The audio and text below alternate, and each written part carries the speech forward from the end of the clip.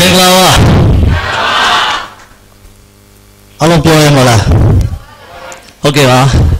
ကျွန်တော်ကတော့အခုပေါ့နော်ပထမဆုံးပေါ့ဒီနေ့ကြောက်လာတဲ့ကျွန်တော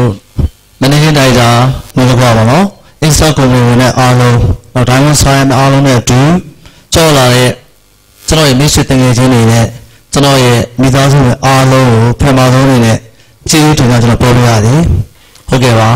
ကျွန်တော်ကမန္တလေးမြို့က27မိုင်ဝေးတဲ့မေယာမျိုးပါကျွန်တော်အဖေအိမ်လေးထုံးနေပေါ်လာပါကျွန်တော်ခုရှိကိုစေပေါ့နော်အတန်လေးတော့တင်လိုက်ရှူပါရီကနေပြဆရာတယောက်ပါနောက်ကျွန်တော်ဒီစီဝါရေးလုံးအောင်လေကျွန်တော်စမိတ်ဆက်ပေးခဲ့တဲ့ကျွန်တော်မေယာမျိုးပါ Western Valley ပါနော်ဆရာမဒေါ်လေးလည်းဝန်းရှိကျွန်တော် F1 ကိုလည်းအရင်ကျေးဇူးတင်ပါတယ်ကျွန်တော် F1 ပါပါလေခင်ဗျကဲကျွန်တော် F1 ဒေါ်လေးဝန်းရှိလက်ခုပ်တန်လေးနဲ့ဘုံပြရအောင်ခင်ဗျ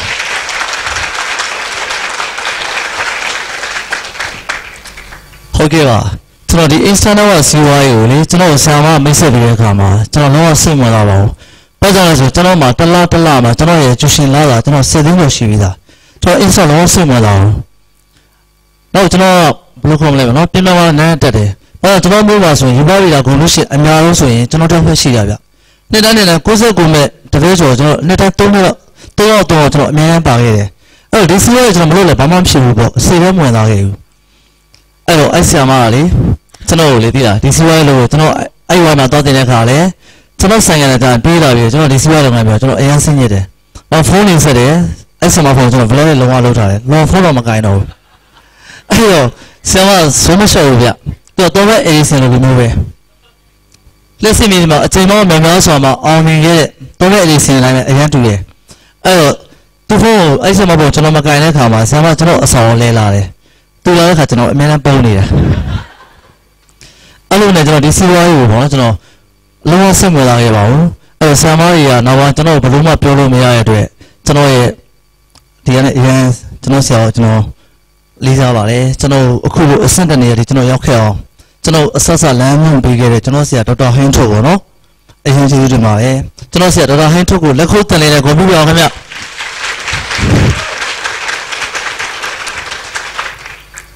ကျွန်တော်ဆရာဒေါက်တာဟင်းထုတ်ကလေကျွန်တော်ဒီစီးပွားလုပ်ငန်းကိုအသေးအချာကျွန်တော်ရှင်းပြပေးခဲ့ပါတယ်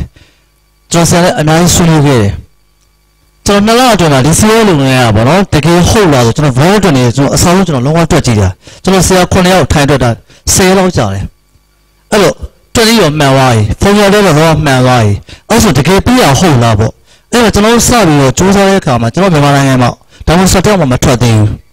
အဲ့တော့ကျွန်တော်သိတော့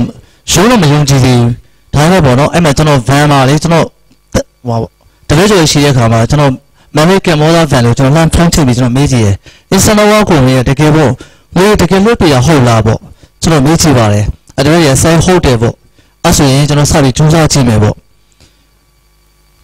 ့ကျွန်တော်ခုဆိုရင်ကျွန်တော်တန်းဝန်းကျင်ရှိတော့ပြီတကယ်ကျွန်တော်လုံးဖြစ်တာ9လလောက်ပဲကျွန်တော်ရှိသေးတယ်ဘာကြောင့်လဲဆိုရင်2014မှာကျွန်တော်ဒီစီးပွားရေးပေါ့နော်ကျွန်တော်စပြီးတော့9လပိုင်းလောက်မှာကျွန်တော်စတင်ခဲ့တယ်စတင်တဲ့တက်နဲ့လုံးဆိုတော့ကျွန်တော်ကလေးနေဆိုကျွန်တော်လုံးဝလုံးလို့မရပါဘူးခင်ဗျ2015ပေါ့နော်3လပိုင်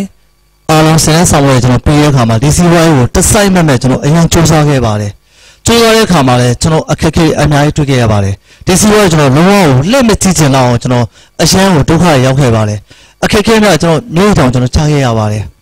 ်ဘယ်လိုလဲကျွန်တော်ပေါ်မှာလေကျွန်တော်ဘာမှမေးလို့မရတဲ့ဖြစ်တစ်ခုကျွန်တော်ရှိခဲ့ပါတယ်ကျွန်တော်စီမှာပေါ့နော်ခွဲရှိ90 4နှစ်လုံးပဲကျွန်တော်နဲ့အတူနေခဲ့တဲ့ကလေးတစ်ယောက်ပါနော်သူတို့ရဲ့မိဘဒီစီးပွားရေးတက်ပေါ်တဲ့အခါမှာကျွန်တော်အိမ်ထဲတော့မောင်းထုတ်တာလေကျွန်တော်လမ်းပြီးလို့တက်မှာမဟုတ်တာသူတော့ကျွန်တော်ဆရာအောင်တင်ပေးတဲ့ဆရာတယောက်လေကျွန်တော်တကယ်မျက်ရည်ချခဲ့ရတယ်ဒီစီးပွားရေးကိုဆက်ပြီးမလို့ချအောင်ဖြစ်သွားတယ်ဒါပေမဲ့ကျွန်တော်ပန်းပြီးအားတင်ခဲ့တယ်နောက်အောင်လွတ်ပြတယ်ပေါ့နောက်အောင်မြင်တော့လို့ရှိရင်ငါ့ကိုပေးလို့အားလုံးဟာတနေ့တစ်ချိန်မှာပေါ့နော်သူ့အားလုံးကငါ့ကိုအပုံးနဲ့ပဲလက်ခုပ်တီးပြီးကျုံလာကျွန်တော်သိသွားတဲ့အခါမှာသူတို့ရဲ့မဲ့ပြိုးနေသူတို့ရဲ့မယုံကြည်မှုတွေ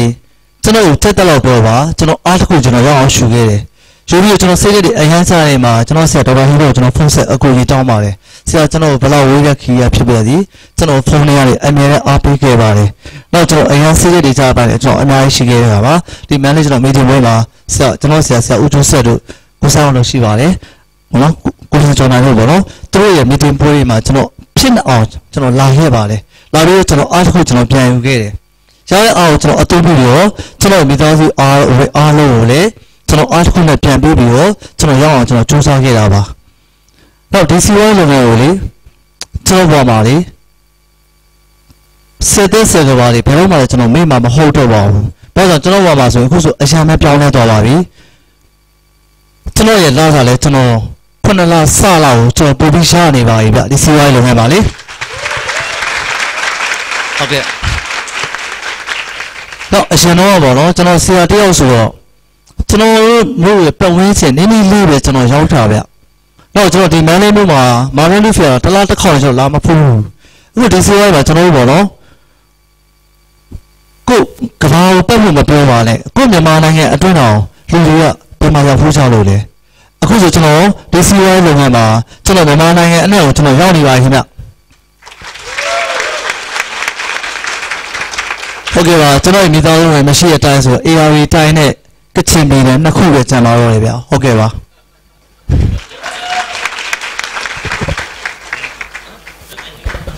ဟုတ်ကဲ့ပါ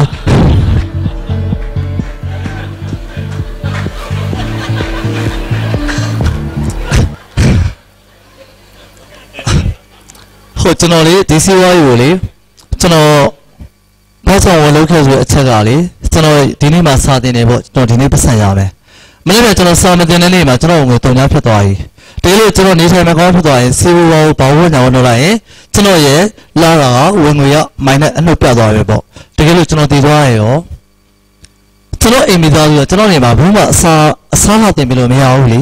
ကျွန်တော်လည်းကျွန်တော်ငွေပေါသွားရလေကျွန်တော်ရင်တော့အားကျွန်တော်မသိခဲ့ဘူးဗျမသိရဘူးဒီစီဝါမှာဘောအကွက်လေးကကျွန်တော်ရှင်းတဲ့အခါမှာကျွန်တော်ကိုယ်တိုင်မှာကျွန်တော်ရှိရတာလေကျွန်တော်သိကြတဲ့အခါမှာကျွန်တော်ကိုကျွန်တော်ယူကျုံးရလည်းဖြစ်တယ်တိုးရလည်းဖြစ်တယ်နောက်ရလည်းရတယ်ဘာကြောင့်မစင်လာခဲ့တာလဲပေါ့ကျွန်တော်သိကြတဲ့အချိန်ကဒီစီဝါလုပ်ငန်းကိုကျွန်တော်တစ်ဆိုင်မဖြစ်ဖြစ်အောင်ကျွန်တော်လုပ်ခဲ့တယ်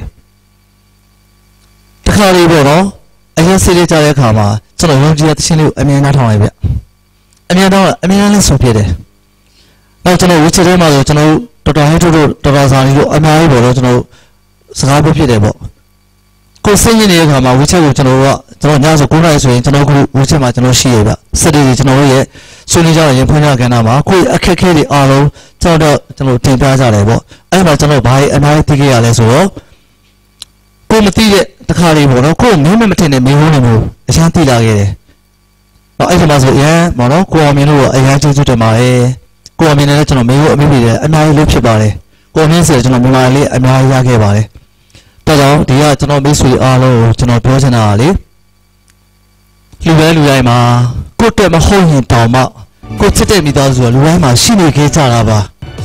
ကိုချစ်တဲ့မိသားစုအတွက်ကိုရဲ့လက်ရှိလုံကတော့လုံးဝဖြစ်เสียမလို့ပဲနဲ့ကိုအားလေးအစီအစဉ်မှာပူးတွဲလုပ်ချင်အားဖြင့်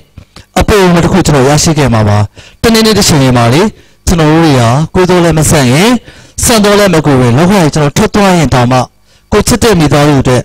ဒီစီဝါရဲ့ဘာမှနားလဲစရာမလိုဘူးဘာမှလုံးစရာမလိုပဲနဲ့အပေါ်မှာတစ်ခုပြေးပြီးတော့တောဆင်မျိုးဆက်အမွေဆက်ကိုတစ်ခုပေးခဲ့မှာပါဒါကြောင့်ဘေတော့မှနောက်မဆုပ်ပါနဲ့ဘယ်တော့မှ